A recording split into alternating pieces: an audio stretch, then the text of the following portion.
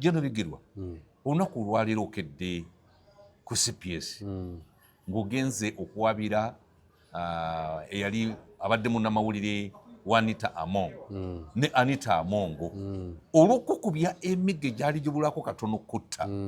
ku nsonga entuufu zennyini kati ze bamuvunaana eziriwo olwaleero era omusajja yali akutaddeko akakutiya bwe yali ng'akukuba yagamba nti Anita Amongo okimanyi nti Pulezidenti Museveni yamuteekawo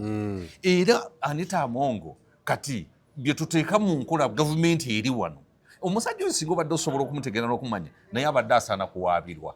kubanga yakuba omuntu ali ku kituufu biki byojje ku CPS era empaaba eri etya kubanga mu buli ngeri yenna Anita Amongo olina mukwatira wano amavumbavumba olabe nga takubuuka esebo kati ekisookera ddala kkiriza zijukiza abantu baffe nti wano tuli kifo kye tuli mbakiyita Landistar Hotel emakindi management yasalawo netuwa space eno tutambulizeewo emirimu era twagala okwebaza manager Musinguzi nti yeebale nnyo yeebalire ddala omusajja mukunzi mulungi mutesitesi mulungi era Friday ya wano ogiraba bwebeera ensava nnungi nnyo okitegeera kati eyo nga tuvuddeyo ebintu ebyagudde ku Anita Amongo nagenza okugira bwe nti nembaako byenzijukira niŋŋamba abantu bano banzoganya nga ndi ku kituufu olw'okuba mu kiseera ekyo baali tebakubika mu mbuga z'amateeka ng'amaanyi bagalina ne mbagamba kasooke nindemu opowe era nempowa kakati nagenza okuba ku fayiro zange enfuufu bwe nti nendaba nga waliwo lokasi ebatwala mu kkooti si gwe munnamateeka lokasi weeri kati mbadde njala kuyita mu kurimino obasike busisi mbanywe bunywi bya kikurimino kubanga bw'otunulira I think section 163 eyogera ku defamation gwe okupublishinga amawulire agattata n'erinnya lyo amafu ku nze ompaabiri section 45 of Penal Code Act eyogera ku fabrication evidence gwe okupangirira obujulizi obupangirire obufumbirire n'obuleeta kakati neŋŋamba kambayite eno obakwata watakwatwa ani eno benjagala okusena obamanyi asooka Sudiru Lupereria Sudiru ono waffe omugagga oyagala bamusene bulungi nnyo ningana uli mukamu bino byatabuse tebirimu kulekera owookubiri Joseph Sabit ono munnamawulire wa Anita Amongo owookusatu eyali omwogezi wa CID bamuyita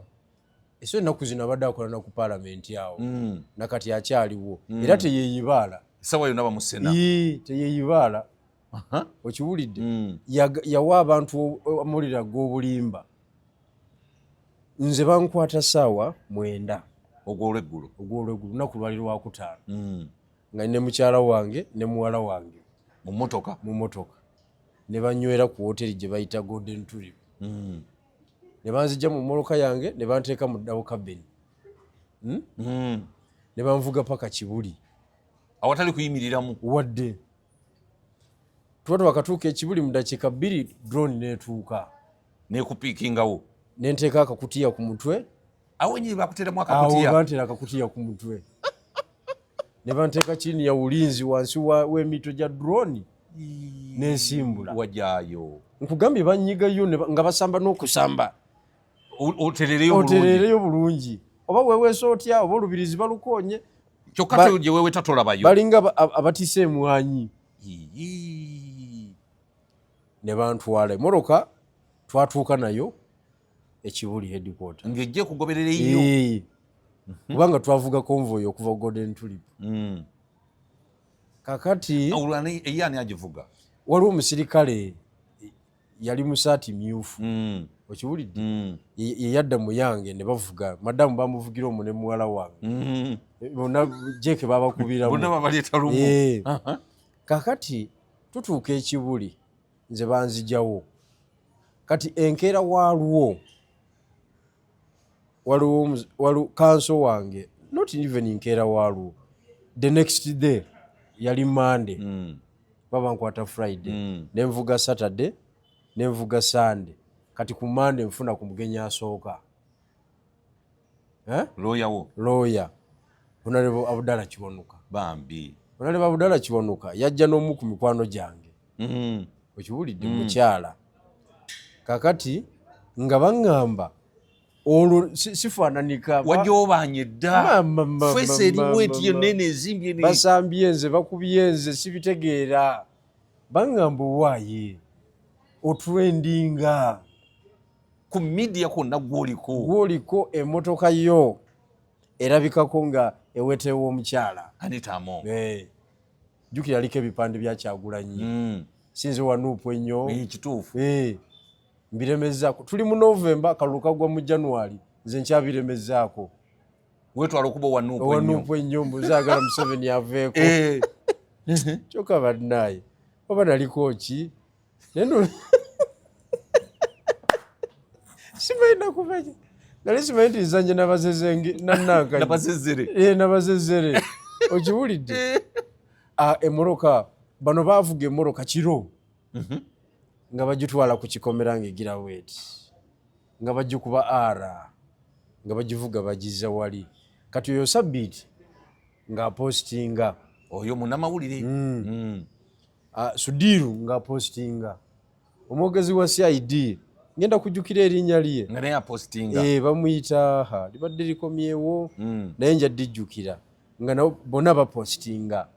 omufere abadde agenze kutegula kasente ewa omukyala Anita Among akutte mukwate bagivuze kiro nkwatiddwa misana oli ow'essaati emyufu alabika nze bankwatira mu saati njeru kuba nze sina saati kala ndala emyufu tozambala beefuula nti nno oyambadde nuupu bakifuula ekya nuupu kyokka nze nali mu saati feste yalabika ey'oli omusirikale yalabika bulungi naye ku arresting point yaliko era yali mu saati y'emyufu eyo era ka video kalaga era bw'ogatta obuvidiyo bwombi omulaba nga bapostinga katambi omufere wuuno gatuuse wa Kyagulanyi Facebook post gyali akoze agikuddeyo ti amazima matuufu bigirwa adda genze kutegula kumbe musajja waffe tobimanyi nabbimanyi bazanya byabufuzi bafere fabricated evidence section 45 of Penal Code Act kakati nga akatambi kagenda viral kakati ngenda kusuwinga bwana Sudiru Lupereri eyateeka ku mukutu gwe njagala mbuulire wowe nali ngenza okukima essente nga ndi mu kkomero already Sudiru Lupereri naye walayisi nnyo okutuuka kweyo level tomanyi nti guli oguzimbe gwe gu Kingdom ono yali yakamala okurenewinga contract oguzimbe ono gu Kingdom ku level 2 kuliko omusajja Haji asula Kavumba yabadde alepingiramu omukazi ayisho era Haji oli ku level 2 ku Kingdom hotel osula Kavumba omukazi gwe wali ogambye okugenda mbu simanya akuteera amataala mu ofiisi yo n'oyagala okumulepinga ebigambo tebinaggwa yabadde ayagala okulepinga omukyala atunda mataala yamusanga mu takisi amukwanye enkeera yamulinda ku paaka awe Wakiso gayidi n'abuuza gayidi namuga nti sinamulaba omukyala bwe yajja okulinnya emmotoka namuga nti what a coincidence nakati nkusanze kumbe lyo effere lyamulinze dda nga baddamu balinnya ng'amugamba nti biki ng'amuwa namba ya mulimu Haji simanya Haji Rashidi ali ku floor 2 naye ababyokwerinda bambuulidde buli kimu kyonna twamaze dde kifuna nga secretary amutuma ng'afuluma secretary nga yagala kulepinga omukazi ekyamuyamba yayambadde ovulu nga yamanyi nti agenda kupima mataala ataasa omukazi nga Haji oyo Rashida simanya aswakidde yewa bodaboda yajja n'omukyala alaba omukyala tavaayo ajja ggula wamugamba weeyo ng'oluddeyo ng'awulira akavuvungano kayitirivu namugati oli bulungi tisiri bulungi ekisajja kyagala kunkwata imagine in a public office era nirajja n'omugwe nakubidde n'agamba nti natuwa ekyokukola Sebo Haji Rashid floor number 2 Kingdom office yo ngenda kujogera enamba singa tewetondere mukyalo oyo musawa 24 office nja kujogera enamba n'amanya gama amajuvu gonna ngateekeko ate n'emisango gigende mu maaso beba bali mu office za government kakati be bantu bafaabo ajinga yaswakira naye asula kavumba eri wakiso ku bantu abali mu kibuga muno alimba naye okulipinga omukazi yaliguze buguzi wakiri kubanga bokulamuza nabo mwebali mu kibuga yatukoze bubi alimba nnyo yatuswaziza ezo cases tezikyakola naye eyo nga tuvuddeyo ezo nsonga z'abantu ba bulijjo ba civilian kati bwe tudda ku nsonga zaffe z'abagenero abakulu abo nga bavuga emmoloka Anita amwongera contract ekizimbe kye jukira agenda okujja mu office nga Kadaga alina contract zeyalaalira zeyalookinga nga tazita zeyalookinga wamu yali ayodda wamu kanono naddamu n'asabayo kati baali bamukwano nyaawo mu biseera amuddiza contract parliament landlord mupangisa w'amaanyi ku kizimbe ekyo okitegeera kakati Sudiru Lupereria ajja kubinnyonnyola bya posting oba yali abimanyi nze by'obugagga bye saagala kumanya ate kati bikwatako nze tebinkwatako omanyi bwe yabifuna binza okubanga nabyo byanita amu nze ndi musajja munaku olumusula nanjala oyinza okumubulira mbu oli alina sente fe emitima tezitugasa tombuulira ddawe nze ndya wa Sudiri weebale nnyo kati ye okwonoona erinnya lyange ategeeza ki kakati ngenda mukuba mu mbuga z'amateeka era balooya bali mu kubaga mpapula ngono bokutukoze bulungi kubanga ne studio yeetaga kwegendereza sente zaafuna ezo zivwawa contract zonna yazifuna weebale nnyo yalwanawa Sudiro yeetaga kwetegereza nnyo yalwanawa kati anaabitubuulira mu bulevu obweru obwo nze saagala kumanya oba ajjira mu mmotoka ya bbeeyi etya yakubye emiggo oba aleeta balooya okubamalayo abaleete mutunke ku luno yapositinga biki okiwulidde kati oyo Sudiri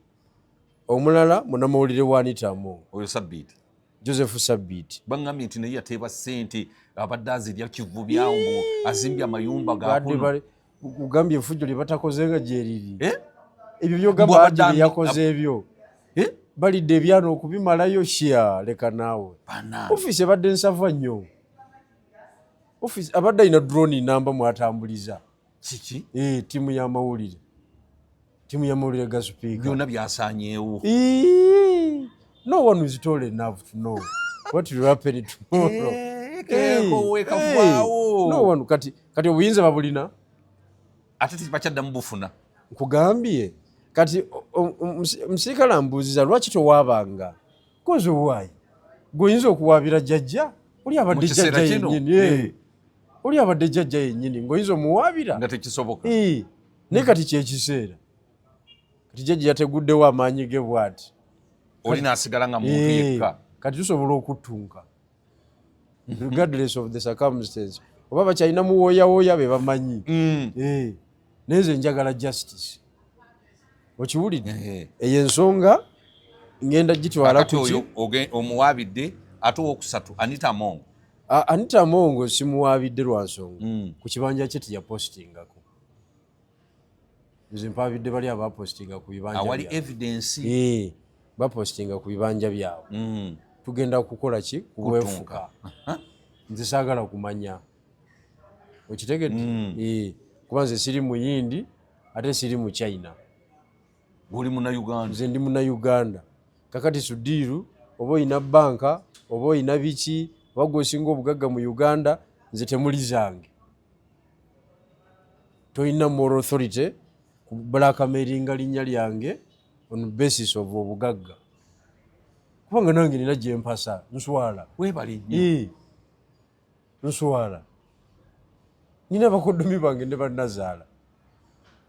bavuga ekimoloka kyange ekivundu kyojjukira obulungi lubalukiddewa kikyaliko ebipande bya kampeyini Kyagulanyi ali kuli abanupu ne balyoka boogera ne bagamba waliwo no ka delegation akava e Busoga eyo abavuka ba Nuupu ne bansibira ku kitebe twabagamba omusajja muyaaye mumulabye mwe mutusibyeko bigirwa logologo bazze bakubye empiiya awo ka delegation kali kakulembeddwa kakulemberwani ono omusajja muwanguzi yayiseemu simanya ne kana akasajja akampi akayiseemu n'akasajja akampi kamukuve bakeera bukezi ku kitebe nenga kampi nnyo kiki simanyi enteekateeka za Katonda Musoga oba Mukonjo Munankanyi Muchapadola ye size eyo kubanga Muchapadola twali Musoga mumpi kwenkana nagendayo nenziike waabwe eyo ng'afiiriddwa naye nalaba nga Muchapadola era ng'alukuba mu binnyonnyonyi kaakati Pastor Muwanguzi be bajja bakeera ku kitebe wuuyo balina Ekyagulanyi boogedde ebyabwe bakoze enkwe posti agijjeeyo gyakola ku Facebook nga yesize ki nga yesigamye kuki ku information y'abali kati olutalo nendulwana bw'omu ne bakuba emigojo n'ogimira nenva ku CMI enaku 9 ziwamalayo ku CMI ne musajjawo General mwafuluma mwembi waliwo munnamawulire abamuyita Pedison ne munnamawulire omulala bamuyita Moses tunani ate ono yasetinga General Lutalo anti yoyo Moses Nankanyi wali awo wuuyo twagumalira kitalya tusaba bbeiro naye ne mugamba nti ewo kamuve ku CMI wakiri mugende ekitalya balinga abatutadde ugende ekitalya balinga abatutadde ne tuvuga kitalya weeks ezi 2 ne tusaba bbeiro ya ku Zoom eno etali nyangu bbeiro ya Zoom kati bbeiro ya Zoom batuwadde ya miliyoni cash era netiwaka za General Lutalo ze zayamba okurayizinga akakaddi buli omu miliyoni tugiwaayo ensonga neggwa General Lutalo miliyoni naawe miliyoni era yagisasula General twali bana yasasula obukadde buna yali azirese naye nina omuntu wange yali azirese omukuba mama b'abaana bange bambi yagamba nti taata w'abaana aveeyo era olutalo lwali lwamaanyi nnyo ku kooti awo nga mumanyi abantu abo bazibu nnyo buli omu alwana ne munne mama obuzibu bwali bwamaanyi nnyo si katwata olemereyo naye ttiimu yange eyali wabweru yakimanaginga yabahandolinga nekiggwa nga buli omu aleesizize ne tuvaayo mu eyo embeera buli mama w'abaana yali aleesa akakadde ekyo kivueko kyaweddedde ajerebikira oli musajja oli musajja nnyo ekyo kivueko kyawedde dda kakati ne tuvayo mu mbeera eyo ey'okwejjanjaba kali lwaki siwaaba oba oli nnyo okuwaaba lwaki siwaabira abazezera obanga bwowaabira kati amaanyi gaabavuddeko kati ba civilian era tebasobola kwerwanako naye tulina okuyiga lesson mu bintu bino nti time is the best judge. Ensi yansalira omusango mu kiseera ekyo ensi teyatunuulira nsonga ze twali tuwaabira mukyalaani Tamo 14 embezzlement of funds, misuse of public office, misuse of public funds,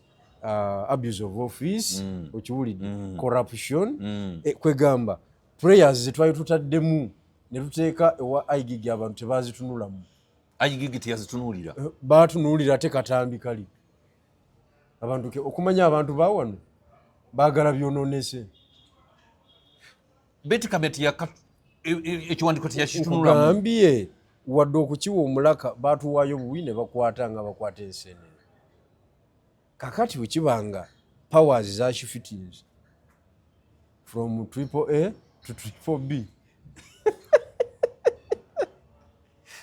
lwaki taking a legal action olina oba ndiwirira kuba n'omugongo nkyagukanika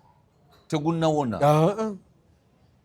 tegunnawona sikyasobola kukola road work tusobola kwambuka kasozi kwegamba ewaka wo wali watya ewaka wali okay fe abaana twazaalazaala dda tewali kipya nnyo kati ekikulu obulamu butambula kyekisinga obukulu naye nina obuvune bukitegedde obutagenda kuggwawo kati kakati oyinza okunenya nga ngenze mu kooti tesobola kunenya so abalooya bange bali mu kubaga mpapula era bwe naaba ngenza okufayiringa sebo ngenda kukutegeeza nina okuwerekera owitnessinge ebisaniya byonna bibeerewo tufayiringe keesi okiwulidde abantu tubamalemu akajanja bayige n'okweyisa obulungi abantu tubamalemu akajanja okiwulidde kaakati Jeno Bigirwa Anita Amongo wamulabye emmotoka bagitutte Rolls Royce leero bagitutte ne Range Rover gye yali awadde bbaawe bagitutte n'ebirala yatadde ne ku kibanja kye ekya X ng'agamba nti nno n'ebya race ya speakership yabivuddemu Anita Amongo sente ze yabadde nazo ziri beyond ku sente z'abadde afuna mu parliament twalabye boxes babikula eza $1 ne pound nga mpitirivu Anita Amongo sente abadde azijja kakati ekisooka kyolina okumanya olutalo Anita Amongo lwalimu General Museveni lwalimu si lwa sente si lwa buli bwanguzi era kino kitwale ng'okijja ku nze jjajja azanya byabufuzi bye jjajja ali mu byabufuzi tewaliwo kirala ate zino zonna sente zetwala byebokisi ne bokisi naawe ebyo just kujustifyinga kati gomanyi na fayiro gy'omanyi gye bavunaana Anita Amongo as of today tetunnaba kumanya kubanga oba eri ku poliisi oba eri ku side headquarters oba eri ku wa igigi olina woogimanyi tanagenda ku side headquarters kumujjako statement andi kakati kyenkugamba emisango gy'obulyake tebaginoonyereza nga ki nga abanoonya omubbi wa banka wekitegedde omubbi wa banka gwe bagwira ekivandulo bwe batyo kati ekyo kye baliko bakiyita political persecution Anita babukubi bwa bufuzi asooka aveewo kubanga abadde azimbye amaanyi wekitegedde yabadde azimbye amaanyi ng'ayingidde mu sisitimu eya jjajja ayingidde mu sisitimu ya gavumenti ayingidde nebyokwerinda ebyo byonna yonna abadde luli nakugamba nti yali ataddewo alina n'abamukiikirira wali ku desika ya jjajja okumanya jjajja alabyani bogedde ki ku mukazi ng'abadde amutuuse inasaako olwo kye bayita inasaako nga mutaddeko bambeko akatimu akasembayo akakuumaani jjajja akakuuma jjajja eyo nga alinayo ebiwuliriza kakati eyo ye sisitimu jjajja gya dismantlinga kati era mu bali excited mbu balwanyisa buli bwanguzi nze siriimu nzeke yalwanyisa obuli bwenguzi genuinire walaba olwesiponse tewali wanye nakati tebanabana kunkubira ku ssimu ate nga biyitaga okukubira kubanga ekiwandiiko kyo kikiriwo ekiwandiiko nkirina ffe twasooka okutinkuula fitina okiwuli tebanabana kuneebuuzaako ng'oŋŋamba nti bali mu lubuli lwanguzi lutalo lwe baliko sibyo lwe baliko byabufuzi byennyini bye bigenda mu maaso lwakuba jjajja baba alwana ebyobufuzi asitula buli kyakulwanyisa kyonna nakikuteekako nakkuba ng'amanyi tosobola kuddangulu akukuba akubetenta omanyi kye bayita okubetenta wena olabye ku muntu tubeera gweyiseeko bwetinaabetenteka nga babambula mubambule ku kolansi jjajja bwatyo bwalwana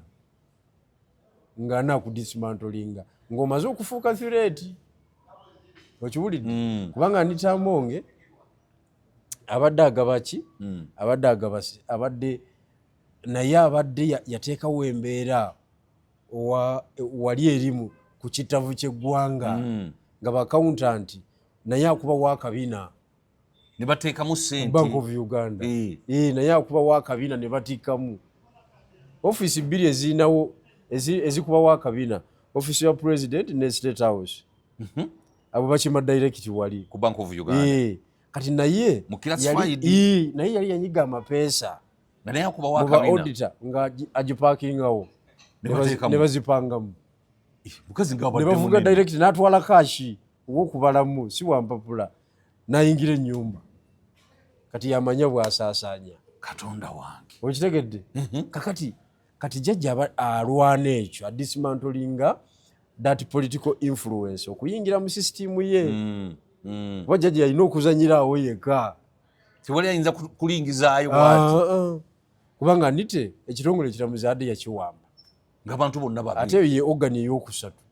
ezikola gavumenti public service abadde agiwambye nga akirira paka wansi mu masomero bahead teacher agoba n'aleeta omukazi oyo nga owanvuye mu poliisi nga tulina kyoyogera ng'abadde asaba n'abapoliisi ne bakola ali retirement ate n'amala n'abaemployi nga ye ekituufu nnyo abadde azanya amapeesa mangi kati ebyo bye bamukubira olwaleero era kasita jjajja n'akonfaminga nti ono mukunkumudde omukono mu kibya takyali mukassa ng'alinga tuwera gweyiseeko takyali mulamu ng'omubetense ng'amuggyako engalo kyogamba nti tewaliwo chansi yonna yakutwala mukazi oyo mu kooti nga bwe kisuubirwa wiiki eno jjajja tazanya bw'atyo kubanga jjajja akimanyi bw'olemera kwanita amonge ku by'enguzi n'omulemezaako nnyo nnyo bangi b'ogenda okusika babadde talya yekka abantu be bangi b'ogenda okuyoola ogenda kusika okoowe n'okoowa ogenda kusika abapalamenti ogenda kusika abakomishona ogenda kusika abantu mu finance kati ate jjajja tayinza teekawo eyo crisis mu gavumenti lwaki tabasika ate abantu nga batandisa okuwaana muhoozi nti gye n'omuhoozi waffe anti ye gye n'omuhoozi ye yakikozeseza nga peesa erimuyingiza ebyobufuzi sympathy ne jjajja ng'omukugu ye ate alina waatuka n'agamba kino kinkuba era kati bw'okuba akalulu mu kiseera kino wakati wa Kyagulanyi ne muhoozi ali waggulu abantu bano tubamanye bagewuka naawe obadde kinaawe abantu bawano tubamanye olaba mu lunaku lumu bakyuse ne bava kwanite ne badda ku both natidde mwannyoko bukyana eggulo limu yali asabye akalulu ka Anita Bongo nga mukambwe muzibu enkeera yadde agamba nti nze ndimbwa mukama wange kyandagira okukuba kyenkuba Anita Bongo sikyamuliko oyo mubbi ngamba tonnagi kati bw'oteekawo akamuhoozi ne Kyagulanyi tewewunyanga muhoozi akamuhoozi kati akakuba okiwulidde naye alaba nga ye weak point eya NRM ate ye strong point esobola okuleeta candidate n'ayagala ayitiremu eyo naye jjajja atuuka ekiseera n'agiteekako ekiwero kubanga emukosa gwanite nga wamusimyesimye bwoti n'ogamba nti buli gwabadde atambuza naye mu by'essente mpingu gavumenti ogiyiwa yonna kubanga nite mu bubi bwe ffe tubadde tulwana naye ate abadde wanjawulo mu ngeri ki agaggawaza abantu bangi bawadde sente bangi abavudde mu bwavu alinga Kayihura we yabeereranga IGP yali mubi akubye abantu kibooko atumenyeemenya atusibye ffe bafala nga tulwana naye abagezigezi nga batikkulayo biki bisawo bya ssente era bangi yagaggawaza abantu Kayihura ewakisekka abagagga baliyo ba Kayihura webale nnyo ne mu political saaka eno waggulu gye tuwangaalira yona sente za Kayihura zikyatambula kati Nanite naye abadde asaasaanya ng'agaba ku ssente kyova olaba abadde muzibu nnyo mu kalulu nga balina mujjamu bujja nga jjajja tayinza mukkiriza genda naye mu bokisi ayinza omuswaza ku ssente z'abadde alina kubanga ekisooka mu kampeyini yagaba emiliyoni 5 abamu 10 bwafulaga byala b'NRM naye obamanyi obungi mu ggwanga lyonna obamanyi obungi okimanyi omukazi abadde anegudde pulezidenti abadde amunegudde yagaba 5 kakati eyo feezi neggwa kati wano Kyankwanzi yali alumbye n'obuwumbi kumpi 4 kiki asooka bubulize mu Kyankwanzi retweet awo jjajji yaggalira buggalire omukazi ng'abadde omuyita wakusaaga obuwumbi 4 bwe yabadde alumbye nabo olaba omulwanyi we ani ono omuwala ono nammere bamukuyemu MPS n'abyogera byonna nagafane temunkubira bwerere nammere yabadde nga gundi nga Nyanzi empi bbiri actually bamukubye lumu babadde bali olulala ne bagenda nagamba fande mitawongeya temunzitira obwerere kambyogere byonna ebyama nabisuulawo olwabagamba atya anti nga newaka alinayo ebiliyoni 5 yabadde n'obuwumbi bw'essente nga bwa lutalo lwa sipiika olwoze muntu yabadde nga akuba yabwerere nammere ne bwabadde ayogera baba gutuyinza kutwogera nga ne bwembaze era simunenya ng'omanyi ku buwumbi obutaano obufiisaako obubiri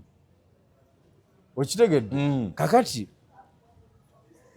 eyo yonna yonna financial capacity abadde agizimbye okitegedde kakati bali mu muzimbula era kasaba namusalako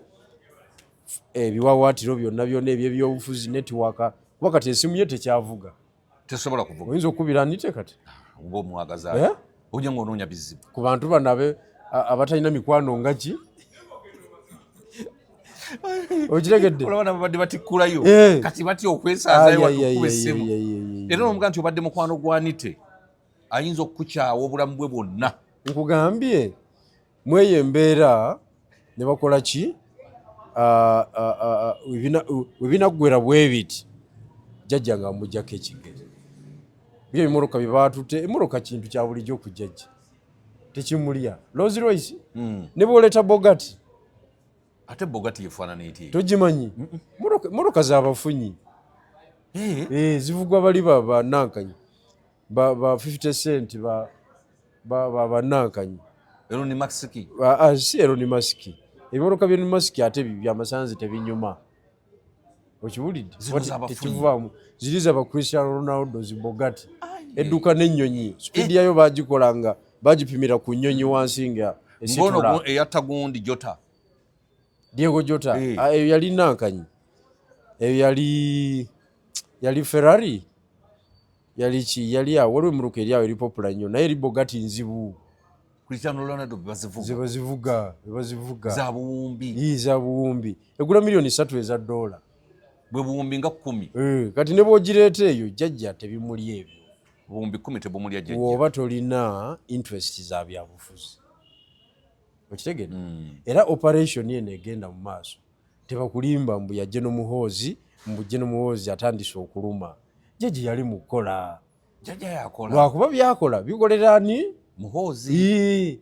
naye nga yali mukola emirimu gya jjajja nammere lwaki yejjeeyo nnyo n'agamba nti nze nkolera jjajja era layini yange ng'ate yabadde kwanitamu ekitegeeza abadde abegera jjajja civilian obuzibu bwa mwannyinaze oyo nammere nze namugamba era kyemanyi nja kuddamu musange alina okusitadinga system gyakoleramu kati bwe bamutadde bwe bati bwe yazze mu kamera yazze mu kunyumya conversation gyabadde nayo n'omukulembeze ne jjajja kati ekyo kyabulabe kyakubya nankanyi ono weekayunga oyo omukyalo oyo mulungi oyo wakuba akaddiye mulungi mu kiseera ekyo yali mulungi nantaba mukazi wa kiseera alina ebiseera ate yasigala waggulu kunyumya byama bye conversation gy'obadde ne musajja mukulu eyo yiyo bakutadde onyiza amapeesa go yes tambula ogende naye gyonyumiza abamawulire jjajja yangambye bwati nemuddamu bwe nti nangulire essimu yayogedde ne mutabanyi we mbunga mukambwe ennyo kati ezo emboozi za kicivilian era mu bantu abakola gavumenti kati mwennyinazaani nammere simulaba because lacking a capacity to contain classified information agirakinga she's excited okay kati yetagamu koosi zaffe okumugumya she's a material mu mbeera ey'okupanuwa street fighter n'opanuwa noga kati naye wendi badde mugaba ebyokulya wano naye nina okufuna mulungi nnyo n'okunyulawo n'ogenda nakyo enkola ngimanyi kugwe oli mulwanyi nnyawo tokkiriza kugenda nga tokunyudde kakati mweyo embeera olina okwongeramu ka kiraasi kubanga oli mu gavumenti kati yetadde ku buzibu obw'amaanyi obw'okuba nti alwanagana ne ttiimu eri munda emusinga amaanyi kubanga aleme kwerimba nti asinga Kabanda amaanyi. Tekisoboka. Oli Kabanda muku alina ofiisi Kabanda. Kituufu. Okirege? Alina ofiisi ate ngeri strategic. Ya bulabe. Kabanda yalaze amaanyi wali obozi. Abantu bonna nga gwe balinze. Kabanda nga gwe balinze.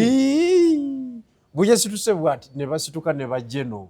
Ne bafunga. Lieutenant General James Mugira. Major General byakoze bitya babaddewo nga balinga bijanjaalo. Nga Kabanda yaleesa amawulire. Agasembayo. Aga CDF. Ate nga gaba gajjajja. Butereevu. Kabanda ngate kakati yalinga nga gwe kutinyefunza. Ozijukiza nga yalinga nze bwe nali kutinyefunza nga nze agalina agasembayo n'ebiwandiiko ebikusike. Abasajja batunula balinda ofiisa gino bigirwa yatuuka. Bagenda okulaba nga ntumbudde. Kati ebyobufuzi bali abasajja bannansiko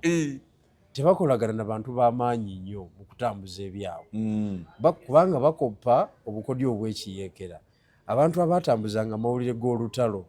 tebalinga b'amaanyi nnyo, balinga bakadoogo, ebikazi ebicaafucaafu ebyo, abasajja abawejjerewejjere, ebikazi ebyamabeere amanene abo be batambuzanga amawulire g'olutalo n'okumanya nti abasirikale bo tebali wali. Kati jjajja takisuulanga ekyo. Kati gwe bw'osanga Kabanda n'olowooza nti fala byakola tabitegeera oba ogwekubye mu katimba oba weekubye essasi mu kigere oba weetaaga okusomesa gavumenti etambule. Kakati Anita Among ebyobufuzi bye biruddawa? Anita Among oba ayagala oba teyagala, ekisooka yabadde ne options bbiri. Esooka ngeri extreme ey'okugamba nti NRM nkutadde twabika oba onzita kola ki? Nzite jjajja ngenda nakwesimbako tuve mu muzannyo. Kati ate yadde atumbulirawo emisango egyandimuguddwako. Ebyo byonna regardless of the circumstances kati yatuuse edda neruzira. Nkugambye niwe bali mutadde mu basement ya myaliriro egi amwesimbako emyaka 5 egijja mu maaso miwanvu olina kukizimba kati ekisayi temuli musambi nga sente zonna bazitutte. Ate sente zonna talina netiwaaka. Ebyo bya sente bive nako naawo yajjanga agongobaza anti kakati nakulwaza nobeera nga yalwala namuginda. Anti kati olwo olugendo yalutidde okulutambula luzibu olwo nange muwagira olaba jjeno lumukumidde eruzira kati mwaka gumu kitundu. Anita Among yandifiiridde olwo olugendo yalutidde olutambula naye abakusiba nnyama yali badde afuuka kye bayita iron lady ku lukalu lwa Africa. Okiwulidde? Era jjajja twali badde tumusuuziza omusambi ow'obulabe. Anti ffe twakolanga nga jjajja tufunayo ow'amaanyi ne tumusuddiya jjajja omusobola. Ono yafootokeddewo yatidde okwambala ki? Jjajja tayambalikika. Kati eyo bwe yatidde ogendayo kiba kitegeeza option gye yasazeewo yakukakana kufuuka muntu wa bulijjo n'afootooka yakufotookera ddala 100 ku 100. Okitegedde? Kakati kyova olaba twita esooka ne jjajja bw'olaba nga akkakkanye yamaze kulaba ono ng'afootoose ng'alina omukamula. Kyova olaba nkugambye nti byabufuzi yamukamudde. Byabufuzi. Kyova olaba jjajja yasitudde helicopter n'aleeta zi breakdown ze tutalabangako ennene zituleera n'aleeta aba fire brigade nga nabalabi nga bonna baddukirako. Nkugambye n'aleeta ebinankanyi ab'omupalacute yabaleese parachute ze zaabuzeeko ne mig na helicopter ziri zaabuze obwedda zeetawula big mother yazireese n'aleeta ebinankanyi ebimagala ebinene bino ebisala enzigi ziri ebibabisa banka. Talina kyakumanyisa kiyaleeseyo mu balakisi tebakulimba. Jjajja yazze amazeeko. Kakati eyo ennumba si y'amateeka. enumba ya byabufuzi okitegedde enumba ya byabufuzi ey'amateeka ndala nnyo era bigenda kukomaawo bwe bityo. Lwaki jjajja bw'aba afulumya abantu be abakubira ddala n'abafootola n'aboonoona bonna kukanga abalina ekirowoozo mu maaso eyo. Kakodyo ka Makiveri akugamba nti omulabe wo oba ogenda mukuba mukubire ddala aleme kufunamu twanyi tusituka. Ekyokubiri abeere ekyokulabirako eri abalina ekirowoozo ekyo bonna babiweemu kubanga bwe yakuba maama Kadaga yamukuba nkugambye abeeranga tulera gweyiseeko yakuba Kadaga okitegedde. bwe yakuba Mbabazi Mbabazi natuka n'okugongobala ng'atambulira mu kagaali. Mbabazi teyakitegeera na bulungi naye oba oyagala okumanya ku sitori ya Mbabazi olina buuza mukyala we kuba yasimbayo ekitooke n'akenena n'endusu ne banjula ne muwala we nga tamanyi nti mu ddiro bali mu kwanjula. Yasimbayo ekitooke yayinza okunyumiza ani yamuvumula yavulumibwa London eyo gye bamutwala biliyoni nga 2 zagenda. Bagamba jjajja yamulagirira omusawo butereevu yamuvumula anti kakati ng'amaze okukenula era abagamba muntegedde ng'amaze omukenenula endusu zonna muntegedde mukyeyagaliza ekifo ekyo nti amuzeeyiza twaki Mbabazi yagamba n'okukyogerako obwogezi sisobola kuddamu kukyogerako era kati diplomaati namulebe nga mukyala we alayira nga ye ali wali alinze bulinzi kwogera amwenya bumwenya si alina akazigo ng'amwenya bumwenya bwati ensi yagivaako.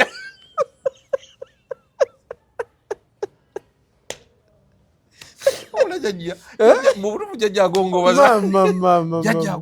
ensi yagivaako. omanyi ngeri bati Bukenya bw'atambula alina muggo atambulira ku muggo bwati si oli eyagiranga nga jjajja kati atambula bwati mpola n'akakofiira kano ak'ekikawboyi ak'abasajja bakulu ababbi b'amataka.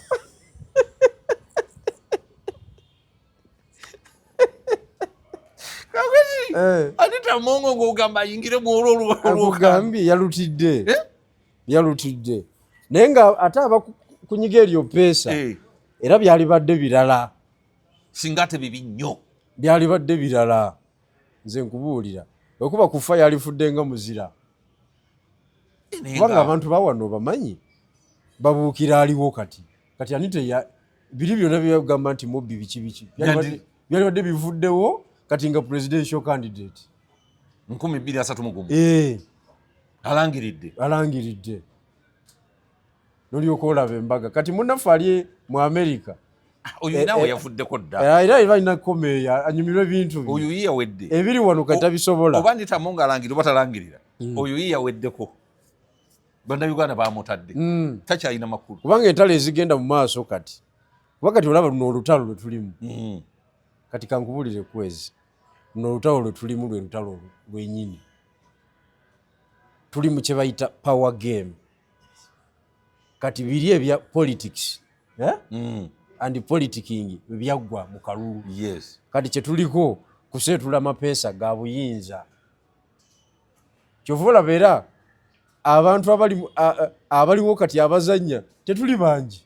batono nnyo abasigaddemu mulimu jjajja ye kennyini Genosale Geno Bigirwa Anita Mongo ni Geno Muhoozi Genosale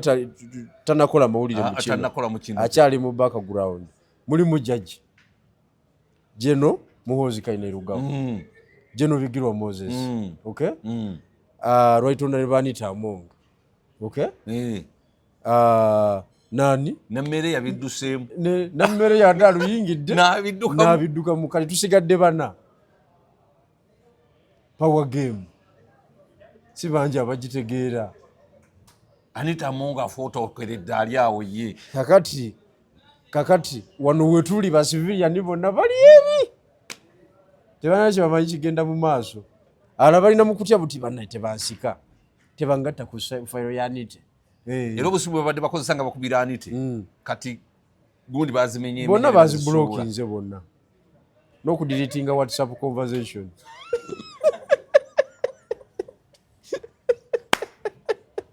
zibabadde boogera naye zonna baziyeyo zonna basumani basalirwa abo bonna Abubakar Kawalya bonna WhatsApp conversation bazikoze eki bazidiritinze Oweekitiibwa Mpuuga Kimulekawa yakedde ku side quarter bamuyise babayise bonna basalirwa Abubakar Kawalya Sise Namujju Oweekitiibwa Mpuuga waliwo n'omusajja Serwanyi commissioner waliwo n'omulala awo basimanyani Katwesumbwa bakedde ku side be batakeerako bajja banono n'amaanyi kyenkakasa nti bagenze kakati byonna Oweekitiibwa Mpuuga asigaddewo abadde akomberera akantu bajja kuba bamukoze bubi k'omukyala bajja kuba bamukoze bubi nnyo Mpuuga kubanga babadde bagamba nti akantu ako kavaayo nga tuwakana nti tekavaayo nedda kavaayo musajja asobodde atya okusponsalinga bakandidati be nga baba bamunyize peesa zibu nnyo bamuyisa agenda abitebye sente Anita Among zaadde amuwa nedduzi ze babadde bakola zitambula zitya bamunyize peesa zibu nnyo baba bamutadde ku fayiro peesa ziba zibu nnyo naye Mpuuga bamukalubiriza dde obulamu bamukalubiriza dde obulamu obw'ebyobufuzi ate kubanga baali bainfluencinga Neri gye yali mu Nuupu ekitegeeza nti nno n'afuna destruction y'amaanyi kyova olaba ti yakoze eki n'okulamawo teyalamyewo naye kyonna kyekiri kikomana Nankanyi abo bonna nvandiirwa kigenda koma na Anite kuba ye principal offender mu kintu kino ate bino byagamba nti Maama Nabbanja naye bamutwala Maama Nabbanja fayiro bazitinkudde dda General Muhoozi zonna yazitinkudde Maama Nabbanja tali wansi wa kitanda jjajja alina ensonga lwaki yalonda Nabbanja mu kifo ekiri tekiniko just for political mobilization anti amabaati bagaziikudde waliwo information gye nafunye omu ku bamanyi ebyobugagga bya Nabbanja bamukubidde essimu nga bamubuuza amayumba zino apartment z'abadde azimba ebulenga waliwo eno okudde Masaka wa Kyengera biki nga baagala okubimanya Nabbanja basooke batubuulire bye bamunoonyerezaako ng'eboogera ku ono ba list oluvuuvuumo kw'ono olukola ki n'olugambo weeruli ne action weeri gye bateekinze naye Nabbanja anti sente zibadde ziyita mu ofiisi ya Saba Minisita eza Parliament eziyitayo ezitali za Parliament n'eza ofiisi ya nti bagamba naye abadde ayina engeri gy'afunamu ssente Nabbanja okuggyako nga omanyi ofiisi gyasikira yalimu ababbi bangi mulimu abasajja baali bakabbawo tuliyoni namba Katonda wange bakazinda balwa amafa baani abo bamuzeeyi nabasanga eruzira eyo nga babakasuka eyo ng'ebigambo byabagwako babakasuka eyo bali mu kuwummulako bakazinda abo nga waliwo ono omulala lwamafwa waliwo omuzeeyi omulala batwala nyingi nnyo almost 1 trillion shilling Katonda wange okitegeera naye kati yagenda okusikira ofiisi eyo nga gyegyo emirimu egikolebwayo kubba sente kati waaba naye yapakula n'azitwala akomererwe ali mu kusattira akomererwe omanyi kati bino ebiseera by'okugeneratinga list ya cabinet okwekuba chemical kuba kungi nnyo ekyo nakyo olina okibala omuntu aba akufiirako kubanga guba ofuna injale musambi omulala awoominga baba bakyakutwitinga walinga ng'omulala agira bwati asika sokisi ow'ennamba yo ng'omulala awoominga gw'oli kwinjale mbu sente za prime minister ezo zazirisaako ne Rugunda mbu nadduka mu biseera bya covid waliwo sente zabulya mu ofiisi yezo ze baali balina okugaba simanya bikikiki mbu nadduka oyo ofiisi ati ofiisi eyo yetwala emirimu gya gavumenti yekulira emirimu gya gavumenti mu Uganda kye bayita lead of government business okitegeera nkitegeera kati gavumenti omanye emirimu gyekola miyitirivu kati oyinza kugamba nti tewali sente sente weeziri naye waba yategula kubanga eno gavumenti abantu abagikolera bonna bateguzi ebadde yabateguzi kyova olaba jjajja tayagala nnyo okgenda mu lutalo lwa buli bwanguzi naye muteguzi abantu be abategulira alina abantu bangi nnyo abaategula sente ne bazitwala bamanyi naye kati ate nga bantu be okiwulidde kyova olaba lusi awewa naawewa wali bamuleetera fayiro ya jindi n'agiteeka ku mmeeza awo lw'oyagadde obwa pulezidenti lwagikuulayo n'agikubako enfuufu n'agikubako enfuufu nga nawe bwagikubyeko enfuufu y'abantu yange nagikubyeko enfuufu era wetunaatuukira mu nnaku eziddako awo tujja kuba tukomawo osanga olala si mande ku lwokutaano tujja kuba tulina ekipya bwendowooza gundi abagenze bukeddiya basanzeyo amabaati amalala agaali galina okugenda ekalamoja n'enkumbi nga zigabirira disitulikiti kumpi 2 namba 3 Anita Amongo yagamba yakomyawo amabaati n'enkumbi ezalina okugabirwa abantu ate yabitwala bukeddiya kubitereka anti kakati gukyolina okumanya mu byobufuzi nti buli alina ofiisi ey'enkizo buli ebigaba mu gavumenti abyeyagaliza agenda agabira abantu be ayongere ofuna obuganzi mu bantu kati ye engeri gyayitawo anopposed yagulaagula abantu yabulokinga bakandeeti abalala yakola effujjo lyonna abalala ne babagalira kati byaligabye mu kampeyini yabisigaza mu sitoowa mabaati gekalamoja naye kamuli olwaitona Rebecca ayitwala kadaaga abeera n'ebintu mu sitoowa nga yabyerabira ninga ebitanda byaki byamalwaliro biri omupisi nga 100 obuwunga lwaki nga tabigaba amabaati ebyalaani naye abeera nabyeyo mufo kyokubigabira abantu bibiri ku masitoowa lwanayagala okukola political mileage lwagabako ngenda ku mitinga ki bakyala gambaweyo ebyalaani naye ekyo tekizingamya ggwanga anti kakati yembeera mutuuze tutambulira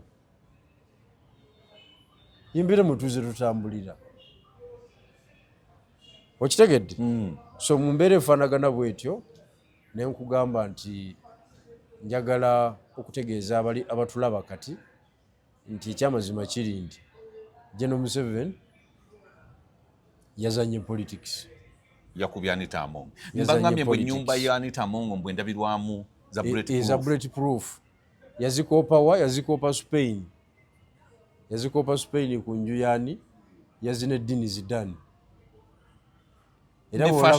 olaba fashion y'ennyumba ya Zinedine Zidane kumpi ye yanite Anita nga byenya alimba naye nozimbe yebukeddi eringa state house nozimbe eyo kakati ate waliwo n'endala okyamira wano Kitende noyingira munda eyo waliyo ennyumba endala gye nasanga era eya Anita Amongo ne Magogo nga naye ayinayo akake ninga Anita Amongo nga nene eryawo ate nga si yeeyo sente adazifuna walusimbizi garage yagiguza obuwumbi 18 wali ku Dowington Road yagiguza $5 obukadde 5 obwa America kakati ebyo byonna sebo kakati obugagga bwonna anti kyekitegeeza okubeera mu gavumenti ne mu myaka 5 nabanga bye sente zonna empitirivu ezityo kitegeeza okubeera mu gavumenti lwakuba nti ffe ali ku ludda oluvuganya tetumanyi gavumenti naye te nga bagamba nti Joel Ssenyonyi naye abadde alya naye era balaze ebyobugagga bya Joel Ssenyonyi n'entya banange nalabye amayumba anti kakati ku bantu abali ku bunkenke ate olowooza Ssenyonyi taliimu naye era naye mwali Joel Ssenyonyi omanyi apartment zalina amayumba mu myaka 5 negubala omusaala gw'omubaka omwana nga yagaggawadde nnyo badde munnamawulire n'asoma amawulire nga bagamusakira mitwalo 7 ku NTV ayina ebintu ebisukka mu buwumbi 10 ekituufu nnyo kakati kyova olaba bano tebasobola kyova olaba olutalo lw'obuli bw'enguzi terusoboka kubanga ne opposition okubiramu ababo omwana Joel agaggawadde nnyo alimba asinga ne Kyagulanyi nkugambye office nsava kubanga okubeera leader of opposition omanyi bwoba otredinga nabo offices 3 esooka eya speaker manya nti ezo sente bwe mutematema ekyammwe ezo sente eyokubiri ya prime minister manya nti ezo ki sente eyokusatu finance manya nti ekyo ki nezo sente zezo office buno obukiiko bwa paaka buki bwonna bwakosa byonna ebyo byonna oyo gasiya yenna kino kiganya okukutuka kisibira wa leader of opposition kitegedde kakati nno kyekyo ndowooza tukome wano opoye asi kupa obudde bugenzi okikutta okiwunzise katukimale bwe tutyo basiibule nze mbatadde mbagaliza ki ennungi kubanga tewali kyetutabagambye bintu byonna bibaddewo naye nga akatambi kano mukatambuze mukatuuse ku sudiru lupereriya ne banne bonna abamulya mu ngalo ngenda mukuba mu mbuga z'amateeka omuzannyo gwavudde kyenkana omusaavinze kati nze nkubuulidde mutambuze akatambi kamutuukeko emigo tebakuba gyabwiri siyinza kukubwa migo kati yali apostinga biki yali abimanyi olwokuba bamuwadde ka contract kali akakingidde olwokuba atredinga ne palamenti olwokuba kati ffe tufune emigo kati ahagwe yala defending ali luddawo tali mabuusu naye kasokulindeko Anita Among anaatuula ati eno bwa backup benchers nga obosobos Anita Among Anita omane mpi Bukedia kinaaba kitya ng'omukazi abadde n'amasappe kaseera kazibu nnyo anaatuulayo kyova olaba bayibuli yakugamba nti osaasira nga afiiriddwako mukwano gwe okufiirwa mukyala we osaasira nga abaddeko n'akasente nekamuggwako osaasira nga abadde n'obuyinza ne bumuva mu ngalo kaseera kazibu mama Kadaga yali agituddemu nga Anita Among agikubiriza tagituulangamu yakalabikayo oba emirundi 3 ndowooza 3 oba 2 ogusooka yagenda kukola ki yagenda kuwa bigambo bye ku mugenzi olanya